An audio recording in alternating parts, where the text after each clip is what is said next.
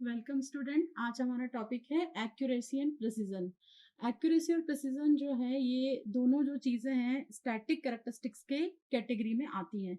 तो इंस्ट्रूमेंट की जो स्टैटिक कैरेक्टरिस्टिक्स हैं वो कैरेक्टरिस्टिक्स होती हैं जो कि जब अप्लाई होती हैं, वो क्राइटेरिया हैं वो जब अप्लाई होता है जब इंस्ट्रूमेंट का जो इनपुट है वो स्लोली वेरिंग हो या फिर कांस्टेंट हो।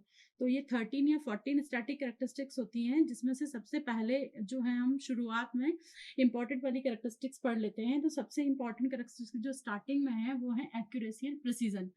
तो सबसे पहले एक्यूरेसी। तो what is accuracy? Accuracy is the output of the instrument, how close it is to the actual input, how close it is to the actual input, that is the accurate, how the instrument is accurate। तो instrument की जो accuracy है वो error की terms में हम इसको नापते हैं कि भाई इसमें एरर कितनी है। जितनी ज्यादा एरर होगी उतना ही इंस्ट्रूमेंट कम एक्यूरेट होगा, और जितनी इसमें कम एरर होगी उतनी ही इंस्ट्रूमेंट में ज्यादा एक्यूरेसी होगी। For the greater accuracy the output the error should be the minimised.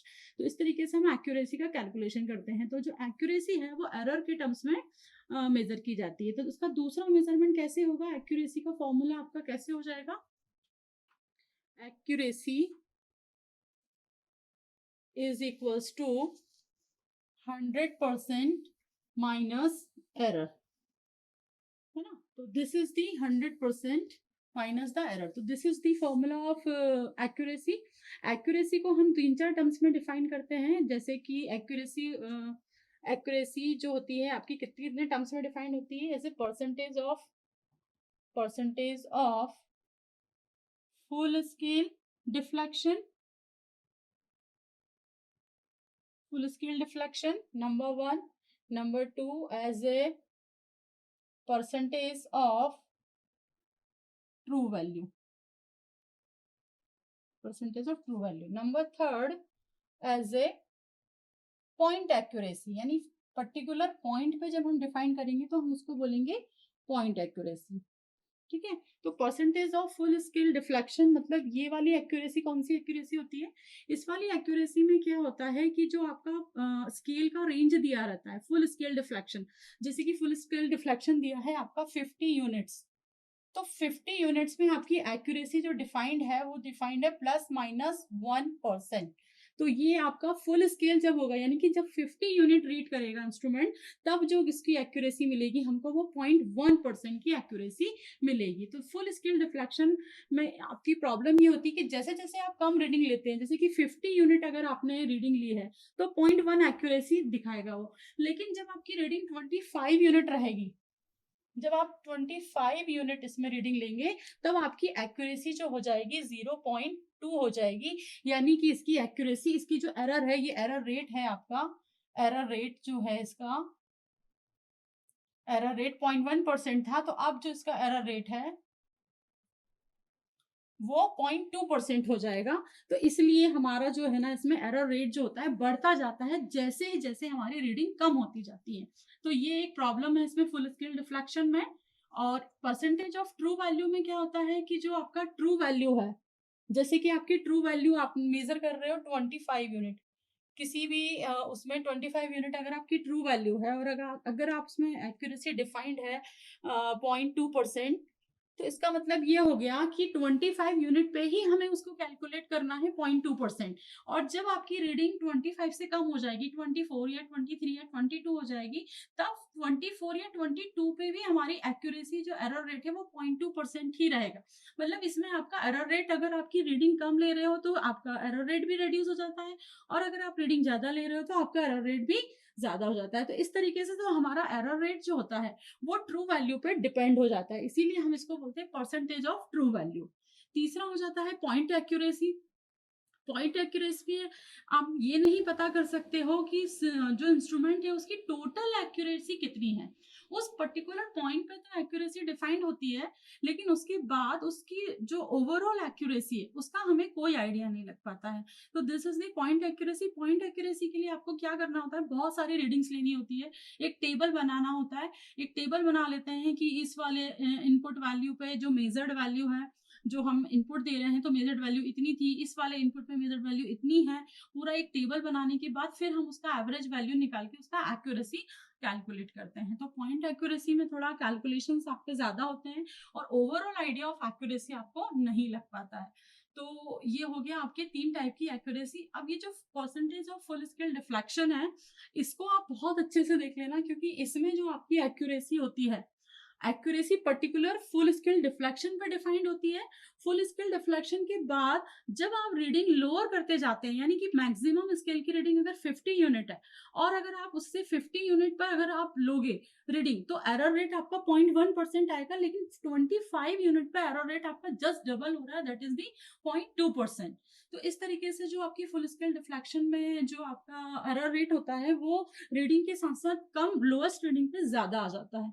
तो सबसे बेस्ट वैल्यू जो है, बेस्ट जो रिप्रेजेंटेशन है एक्यूरेसी का, वो इन तीनों में से है percentage of the true value. Percentage of true value में जो एरर रेट है वो आपकी रीडिंग के साथ ही घटता और बढ़ता जाता है, इसलिए सबसे ज्यादा बेस्ट वे है representation of accuracy is the true value. ठीक है, इसके बाद आ जाता है आपका प्रिसीजन।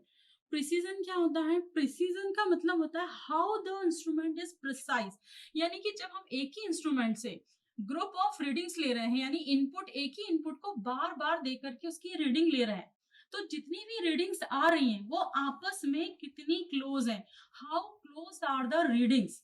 जैसे कि हमने एक इंस्ट्रूमेंट है, उससे हमको ना 100 ओम मेजर करना है, हमने उसको 4 या 5 बार मेजर करा, तो एक बार आया 100.1, एक बार आया आपका 100.2, एक बार आया आपका 100.3। तो आप देख रहे हो कि जो 3-4 रीडिंग्स है, फोर्थ भी ले लेते हैं 100.4, तो ये जो रीडिंग्स है how they are close to each other, मतलब ये आपस में अच्छे से क्लोज है, मतलब इसमें डिफरेंस जो है बहुत कम है, 100.1, 100.2, 100.3, 100। तो ये जो ग्रुप ऑफ रीडिंग्स है, एक ही मेजरमेंट हमने बार बार किया है और हर बार रीडिंग जो है एक दूसरे के क्लोज आई है, तो हम बोल सकते हैं कि द इंस्ट्रूमेंट इज प्रिसाइज। तो इंस्ट्रूमेंट का जो प्रिसाइज होना है वो इस चीज पर डिपेंड करता है कि उसमें ड्रिफ्ट कितना है, उसमें इंस्ट्रूमेंटेशन एरर कितनी है। अगर उसमें एरर होगी तो हर बार हम रीडिंग लेंगे तो हो सकता है हमारे पास रीडिंग जो है एक बार 100.5 आ जाए, दूसरी बार 115 आ जाए, तीसरी बार 120 आ जाए, तो these readings are not close to each other. तो हम बोलेंगे इस वाले केस में कि हमारा इंस्ट्रूमेंट जो है वो प्रिसाइज नहीं है।